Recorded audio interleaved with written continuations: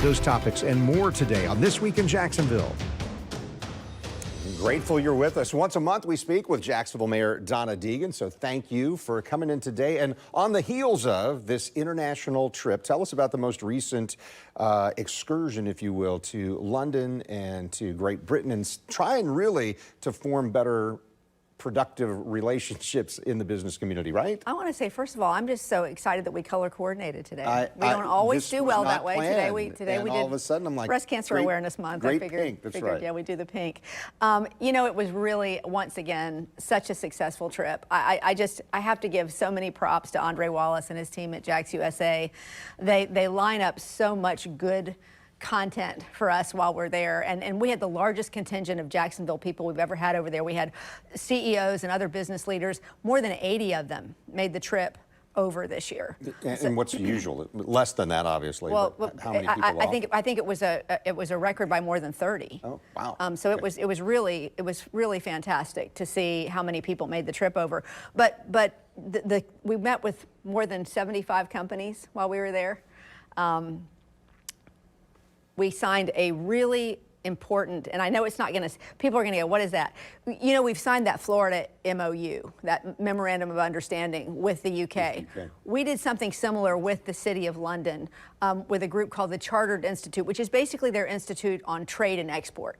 And so what they're going to do is they're going to connect with our Coggins School of Business over at UNF, and they're going to help the students understand about accreditation and how to do business over in London. I think it's really important stuff. I mean, it's really, it's going to be another brick in that wall of you know, building that strength between us and the City of London. And it's, everybody knows us over there now. We've met with so many of the same people so many times, but we met with some new companies, one of which wants to move very fast, that's thinking about coming here to build something that we can't really talk about yet, but it would be an enormous get if we were able to make that happen. They want to make a quick decision.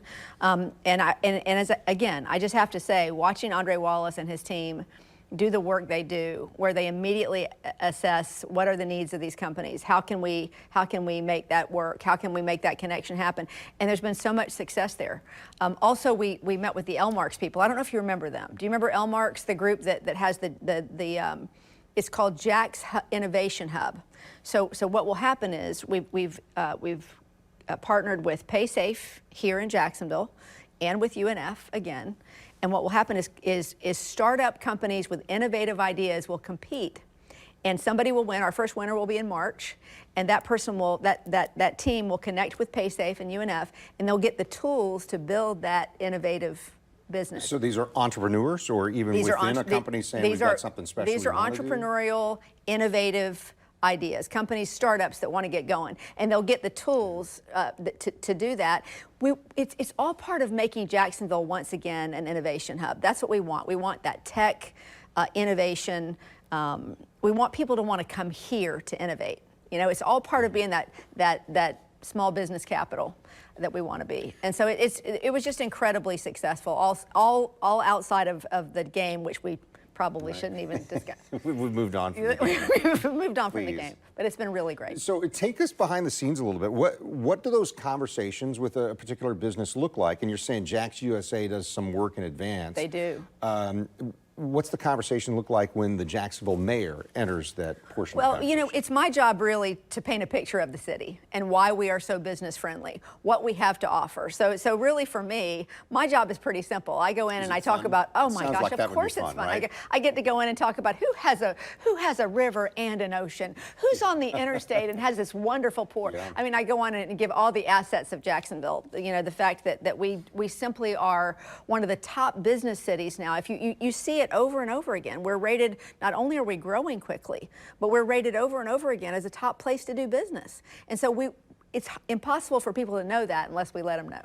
And so I go over and basically give the whole pitch on the city, and then we talk about you know, how that fits well with whatever they aspire to do. And so far it's worked out beautifully. So as I read the list prior to the trip, that there were some specific areas that felt like Florida and the UK, through that memorandum of understanding, had some shared ambitions. And the top one was fintech and financial innovation, then defense tech, then cybersecurity, all sorts of health different sciences, things, right? all those things. All the things that we are rising in are things that they are rising in. And so it's a great connection point. They want to know how to do business in the U.S. We want to be that gateway for them. We want to be that city where they come and make their U.S. headquarters, or some headquarters that they can do business out of here. We want to be that first place they plant their flag in the United States. And so far, and I'll tell you another big piece of, and this happened before I got there, but there was a big meeting in Germany with the Holon folks that are building that plant here for the autonomous vehicles. And everybody, I can't tell you how many people came out of that meeting and said, Mayor, if we didn't understand it before, wow, do we understand it now? This is going to be a major, big deal for the city of Jacksonville. We're talking about hundreds of millions of dollars this plant's going to bring to the city, just because every vehicle they make here that they ship overseas, they've already got so many orders lined up. They're fired up, and I think it's just such a feather in our cap to have gotten that company. Well, and I think that's important for people to hear. That's one example. What are some other examples of I guess, British companies already doing business here in Jacksonville? We talked about one of them already, right? When we got the PaySafe headquarters over here, FIS had a wonderful opportunity to meet with the CEO of FIS, Stephanie Ferris. What an impressive woman she is. Really wants to get involved in Jacksonville and help with those whole relationships from overseas. And so those two have been big. Dun and Bradstreet, obviously still a very big draw for us from London. That's where they came from. So all of these relationships began materializing when we started these trips 12 years ago. And now every year we're able to build on that, and we have a reputation as having this wonderful cooperation with these groups from London. And I guess maybe we wrap up here. We're going to talk with the mayor some more in just a moment, but I know initially when the NFL started saying the Jaguars are going to go play in London, and there was this fear among the fan base, hey, are we going to lose our team? That's not what this has been about. It is not, and I will tell you that was the catalyst that brought us over to London when the Jaguars started to play over there. So we really do have the Jaguars and Shad Khan to thank for connecting us to all kinds of business over there. And honestly, I think it's been good. It's always great to have fans all over the world, right? That helps the city of Jacksonville. And I think in many ways, internationally, it has sort of put us on the map. So I think it's worth it. Ages ago, a kid who grew up on the West Coast said, new team, Jacksonville. Where is Jacksonville? Because of the Jaguars. That's right. People know more about our city. And we're going to know more because we're going to speak more with Mayor Donna Deegan. That's after a short break. Stay with us on This Week in Jacksonville.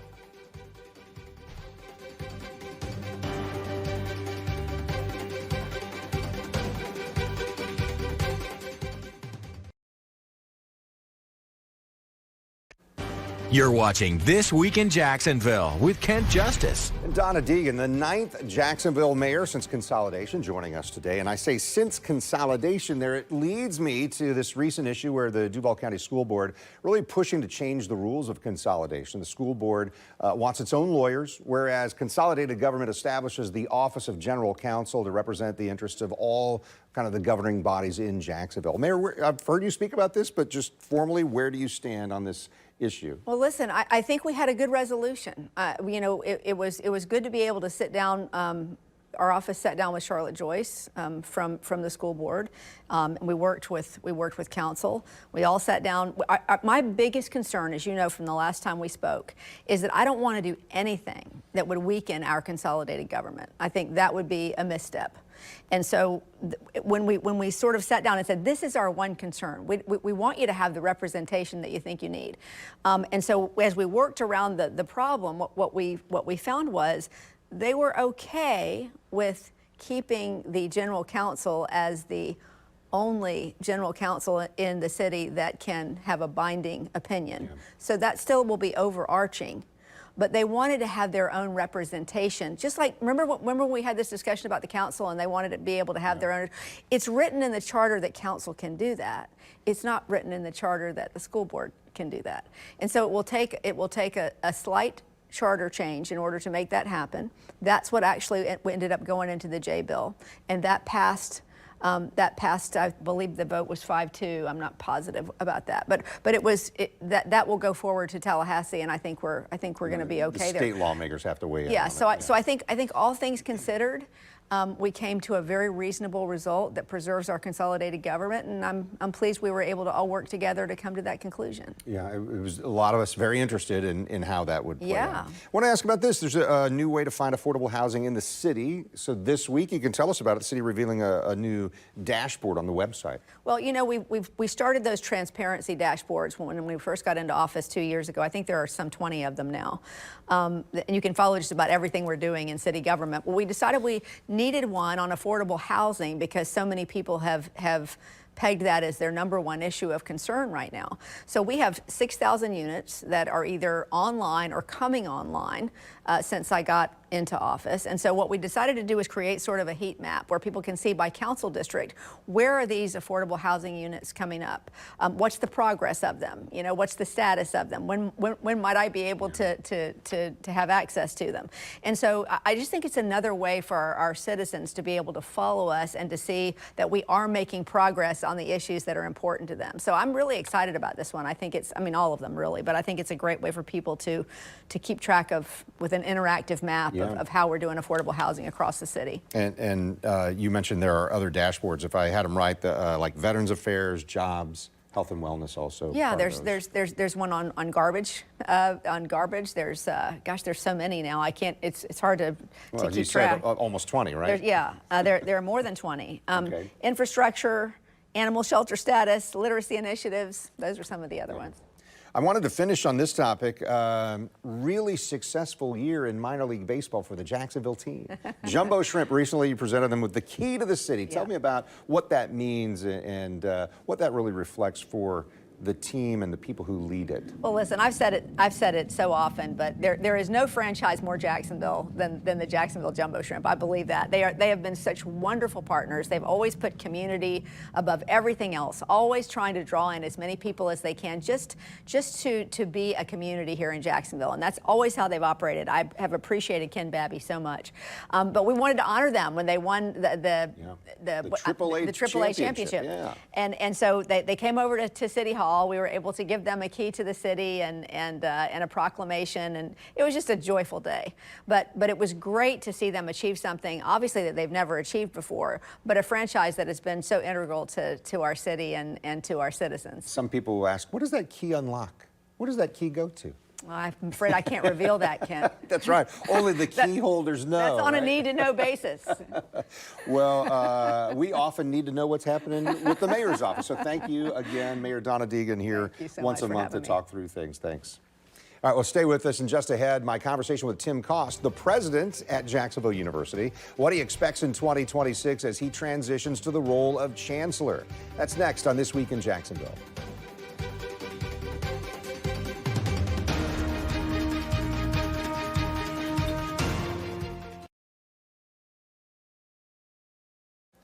You're watching This Week in Jacksonville on Channel 4. And this week, University of North Florida President Moez Lamayam accepted the same role at his previous employer, the University of South Florida in Tampa. Lamayam says he plans to speak with us soon on that topic and to join us here for This Week in Jacksonville. Another university president is leaving his current role, but not his school. I spoke with Tim Cost as he announced this week that he will become chancellor at his alma mater next year and that he is staying at Jacksonville University. I thought one of the biggest drivers of our strategy would be how closely can you align what the university does with what the region needs. So if it's a region that's on the water with warm weather, with military, with business, with sports and healthcare, look at everything we've announced in the last 13 years. It mirrors that. So what the new person will do, I mean, again, they're going to be a person who's already inside the university and doing well. They're going to be very familiar with all of this. So they don't have to start up and run a law school. They don't have to launch and land a medical school. They don't have to open an honors college. The individuals that are being considered, while they are diverse candidates in every different way, they are highly skilled in higher education. I came here as a business executive. These folks are in higher education. So I think they're going to be well on their feet when they come in. Well, and it takes me back to a few years ago, and you know them well also, but the University of Florida president, Kent Fox, he was from academic world. John Thrasher, the president of Florida State, not that, but both successful in their own right. So what does JU need for this next phase in the school's history? Right. So it's a little less, do you need a business background or do you need a higher ed background? Some people have both. Yeah. I mean, as we've been developing the next generation of leaders here, a number of the senior executives we brought in did not live their entire lives in higher education. The model that you're seeing, at least in the state of Florida, is a number of these executives are coming from elected office, for example. Some come from business, some come from the United States Senate, like the University of Florida. I think what UNF's doing, and what USF is doing, I should say, with Moez is very smart. So I think if you look at the attributes of a leader in 2025, it's less are you from higher ed or from business. It's more the resilience and responsiveness of your decision making, because there isn't a week that goes by where there isn't some new, unusual challenge being put in front of a higher education leader. Well, higher education as an industry, if you will, really has faced a lot of challenges just in the recent years. How much of that plays into your decision to say, yeah, I'm going to move into this chancellor role and let someone else have the presidency? Because obviously lots of pressure in what you do as a leader of a university. Yeah, actually not at all. I mean, if I were 52 years old again, which I was when I took this, and I got to walk out on the situation that is this is pretty exciting. I mean, you'd be looking at what are you going to do over the next 10 to 15 years with artificial intelligence? I mean, that alone, I think, is going to revolutionize not only how we do what we do, how we deliver the services we do, but how we arrange ourselves, everything from the technology to what do you want to do about the handful. There's about 5 great, big opportunities that a university like this one could do that we're not announcing at the moment. Those would be the next things I'd work on. They were relatively straightforward.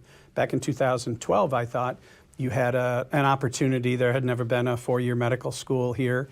You had an opportunity to triple and quadruple down on everything from nursing to what we were doing in tech. And then in what I thought needed to happen at the graduate level is you really needed to get law and medicine, policy and business to work. Law and medicine, policy and business. And if you look at what we've done over the last 13 years with Rick Mullaney and Nick Allard across the board, you're seeing we've been making a big push into that at the graduate level. So there's a lot for the new person they can pick up what they and the board think are the things they want to extend, and they can turn the volume knob down on things, whether I started them or they've been around because the university's 92 years old. You always get to make that decision. So as I think through this, every time we've had a conversation for public digestion, your pride in Jacksonville University just shines through. Obviously from being a graduate, but your association over the years and now being a president. What's the president in his last full year saying to these potential students out there, saying, should I choose JU? Should I go somewhere else? And even that faction of the population, this younger generation, is saying, I don't know if I need college at all. Yeah, I mean, I think it's a remarkable moment, and it's a disappointment to all of us who are presidents of universities that the country is reconsidering whether a college education or attending a university is worthwhile. I mean, you can go back to John Harvard in 1636 or, come all the way forward to Thomas Jefferson in 1825. It's always been education that was going to be the great unlock, and it was for all of us. And so to get into a point now where politics aside, we're going to have a debate as to whether anyone should go to a university. That's disappointing to see. So we have to, all of us who are presidents of universities and administrators, public, private, Florida, other, begin to work inside that. So your discussion with you as the dad or with your son partly is about why JU, why Jacksonville, Florida, and it's partly about why go to a 4-year college. And you see that's a different discussion than you have with someone who has graduated and wants to go on to a master's or doctorate. They see the value. So for us, the graduate level degrees have ended up being now more than a third of the university. It was less than 10% a few years ago. Anything you'd change as you think about, I've got a few months as I wrap up here and then shift over to being chancellor. Anything you'd change in these dozen years? The benefit of knowing as far back as 2022, as we were coming out of COVID, that this was going to be the plan, affords you, the greatest thing you can afford a decision maker or a strategist is time. So I've had years to kind of see which are the hard decisions we want to take on this presidency. And there have been several on purpose, because you don't want to leave those for the next generation, whether they're an interim or a full-time. So I'm comfortable. We've taken a lot of hard decisions. We're continuing to map out a strategy right now that I think matches what the region wants to do. It certainly has healthcare, business, and tech at the core, and then it has the graduate schools supporting it. But it's not like I've run out of time because the world is finding out this is happening in 8 months. I'm not finding out it's happening in 8 months. I've known for years. So I'm pleased to continue to serve in whatever way helps this university, just as Frank Kinney did. And JU plans to announce an interim president in the near future. Tim Cost has been associated with the university since enrolling as a freshman in 1977 and then lettering 4 times in baseball as a student athlete. And trivia time, Tim Cost threw the only 9-inning no-hitter in JU history, and he did it in his very first pitching appearance for the Dolphins way back when. All right, don't forget to check out This Week in Jacksonville Business Edition. This episode, or our podcast, comes out on Thursdays, and you're going to find it right now available wherever you find your podcasts. And in addition, next week, we appreciate you being here today, but next time, Chris Hand will join us, and we're working to speak with both former Mayor Lenny Curry and columnist Mark Woods. Thanks for watching on air on Channel 4, the CW17, and then online at news4jax.com or streaming on News4JAX Plus.